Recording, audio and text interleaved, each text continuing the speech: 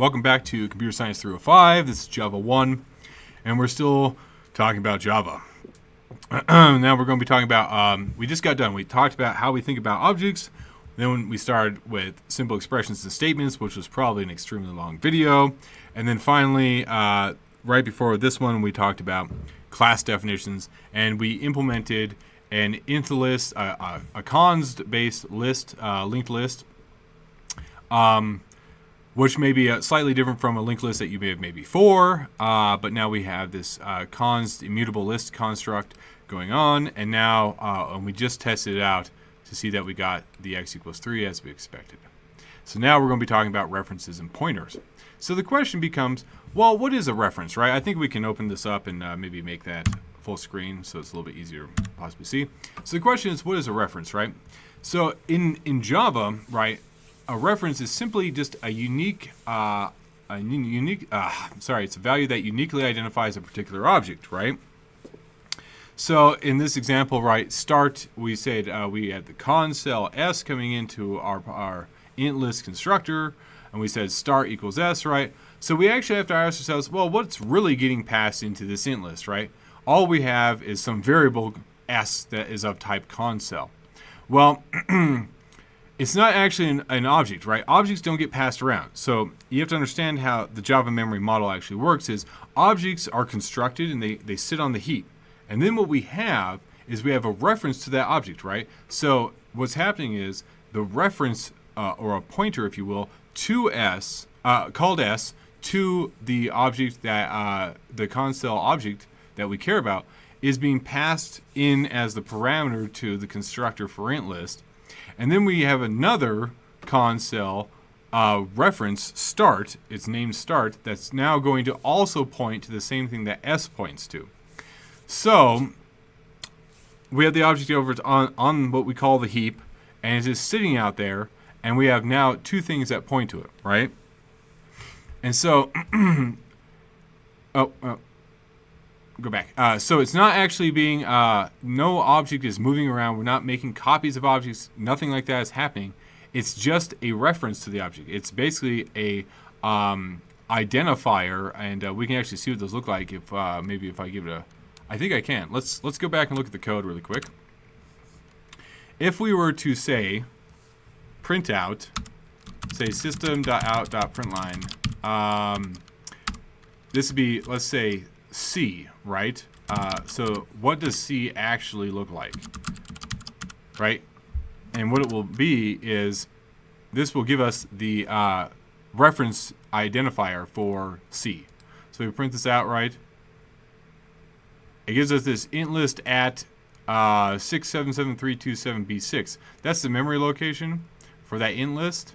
So if I do another one, and I say, I create another int list, D, and I say it's equal to C, and we also print D out, just so we understand this.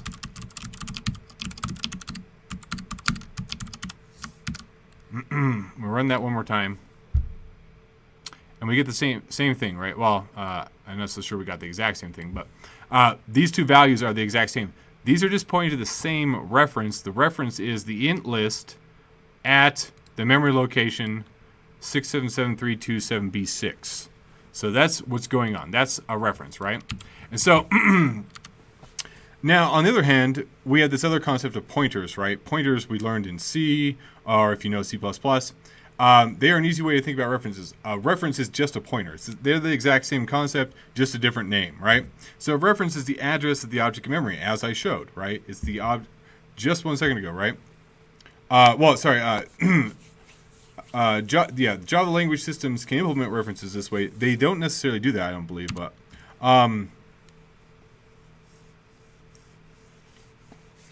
now we have to understand that, yes, Java has references. References are basically the same thing as pointers, right? But the way C and C++ works is you can actually modify pointers, right? They give you a pointer is an address that we can then like add and manipulate using typical arithmetic functions, because a pointer in the C and C++ world is really just a number, right? It's a number representing the memory location. So we can actually manipulate that, and it exposes that. In Java, we do not have that type of exposure to memory, right? The Java memory management system is going to handle all that for us, but we have, well, all we have instead is just more the pointer to that object, and then we can manipulate it through that pointer, but we cannot actually manipulate the memory address itself, so we can deal with things like that. So there is no pointer arithmetic here, but they are essentially or equivalent constructs. So in a C++, a variable holds an object or a pointer to an object, right? There are two selectors, right? So you have the a dash, the arrow operator. So arrow x selects a method or field x when a is a pointer to an object, and a dot, right, the dot operator dot x selects x when a is an object, right? So C++ has two different ways of thinking of things. In Java, a variable can never hold an object, right? Only a reference to an object. So there's only one type of selector. It's the dot operator. And so we have a dot x selects x when a is a reference to an object. A dot something else means nothing if a is a primitive variable. It actually will throw an error. So we never had that problem. Now, if we want to think about this comparison, right? Int list star p, which creates a pointer of type int list to p, right? So it's actually a pointer that points to an int list in memory. We're naming that pointer variable p. In Java, we just call it int list p. It's a reference of type to a type of int list and named p, right? Then we can use the same thing. We can say p equals new int list 0 or p equals new int list null. In this case, since p is a reference as a pointer type, we say p arrow length. In Java, we say p dot length, and then in C and C++, and in Java, we can just say p equals q, and that can do whatever. On the other hand, we can say int list p 0, right, and then we can say p dot length and p equals q when p is of type object, right? In C++, we don't have that same concept going on in Java. Just don't worry about it. All right, so that got us to that. That was pretty quick and dirty, so I'm going to go through the last piece, getting started with the Java language system. As I already showed you, we have some predefined constructs going on. We have like the system.out, which is a predefined, it's the main console output stream. Has lots of different methods like print and println, right, which prints what are the contents of the expression inside the parentheses. It's overloaded for all different parameters, all different types. So I can, if we go back to our code and we say, for example, say system.out.print, we can see that it's overloaded with all, and there's all sorts of different ones. There's also printf, but it's overloaded for all the base object, the primitive types, and then also for straight up a string or just any object of any kind. And the object of any kind one will then call the toString automatically for us. Anyhow, so that's understanding that. So we can print the list. So now we can actually define the print method for the int list, right? So now we go down here. We're going to create a new method. We'll call it print, which literally just print this list to system.out. Pretty simple concept. We're going to say public void print. Now, when we do this, we're essentially going to walk the list, right? Assuming that the list has something in it. If it doesn't, we're going to just print empty pair of square brackets. So we say system.out.print, right? Because we don't want to end this with a new line character. That's the difference between print and print line. Print line ends with a new line character. And then we say cons cell a equals start. And then we say while. We need the con cell, right, because we need to actually get the contents of what's going on. While a is not equal to null, then we'll walk, right? We say system.out.println print a.getHead, and then we say a is now equal to a.getTail. Now, if a is not equal to null, so if a is not equal to null, so if that returns true, then we will simply print out the comma, right? So we can have a comma separated list.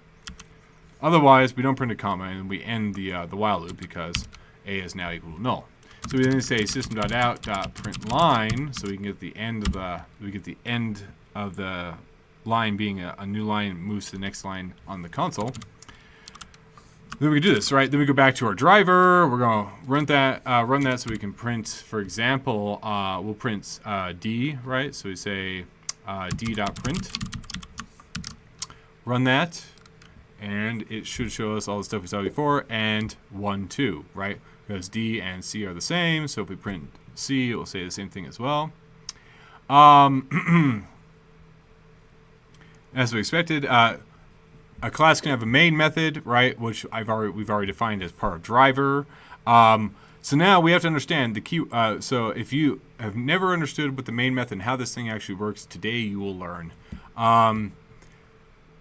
So the public static void main is the entry point to any class defined by Java. It's a special method, not just because it has static, but because of this specific form. There are other ones that will actually you can use, like in Android. Android has like 3 or 4. I don't remember the exact number. It has 6 entry points from last time I remember looking at.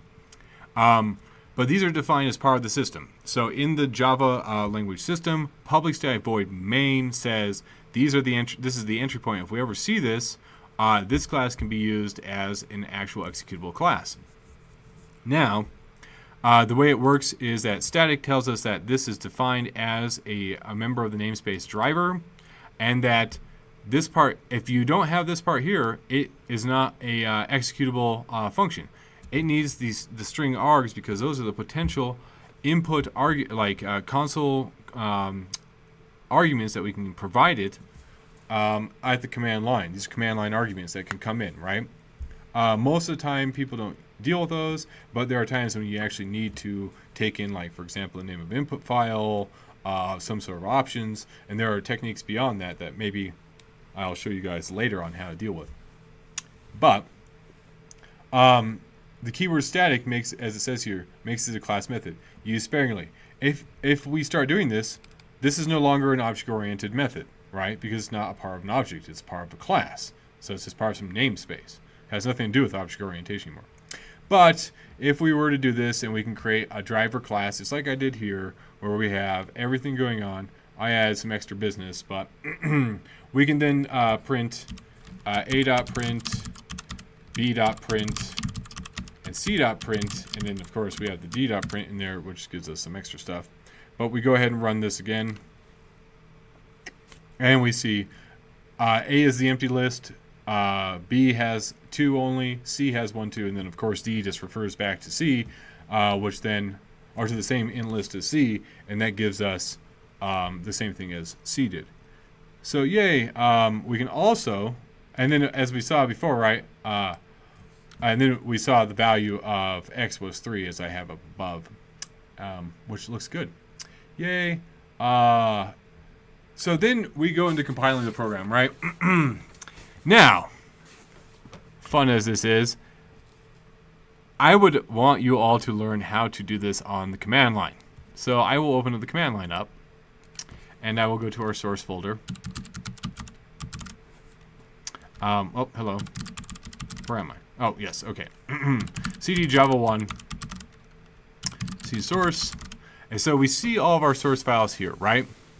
Now, I've been doing all this. I let my IDE take care of almost all this for me. I almost never compile from the command line. Why? Because I write large programs written in Java that are very complicated to compile and use multiple modules, and so I need something a little bit more useful, which is why I use Maven or Gradle. And you will use Gradle for the actual project, just so you get used to using that, because in reality, in professional life, no one uses Java from the command line straight up. So we can compile Java C compilation command, which looks something like this. So we say Java C, we say driver.java, run that, and we say what's inside there, and this creates all of our class files for us. So Java said, well, I went into Java into the driver, and then I found all these references to int list. I don't have that yet available, so I have to go compile int list. Went into int list and said I got this consel thing. Oh, I need to go compile that. Went into consel, and then it's like, okay, I know everything that's there, so I didn't have to compile anything else, and it created all the class files for us. So now, Java-C is a Java compiler command, okay, and then we have Java, which is the Java executable command. So here I am. I can run Java on driver, right, and it runs exactly as we saw before. So if we make any changes to any of our code, we have to first recompile it and then run the Java command. I don't like doing that from the command line. It's annoying, and when your IDE will do it for you, but you should know how to do this from the command line to become what I would call a truly good developer. And furthermore, everyone in this class and anyone in this program as a student, you should have read The Pragmatic Programmer. Just read that book.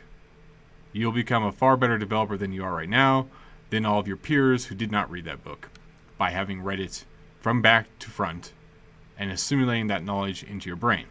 Anyway, The Pragmatic Programmer. It's on Amazon. It's like $30. It's probably $30 well spent.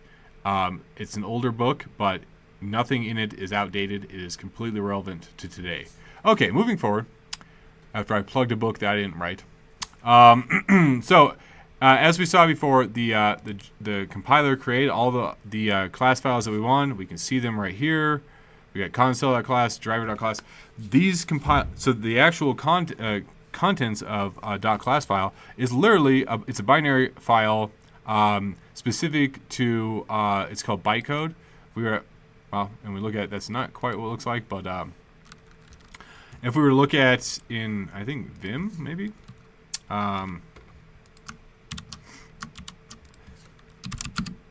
say console.class, and so it's got all these nasty characters. If I was looking at it in a text editor, if I brought up, I don't know if I have a hex editor or not, but oh,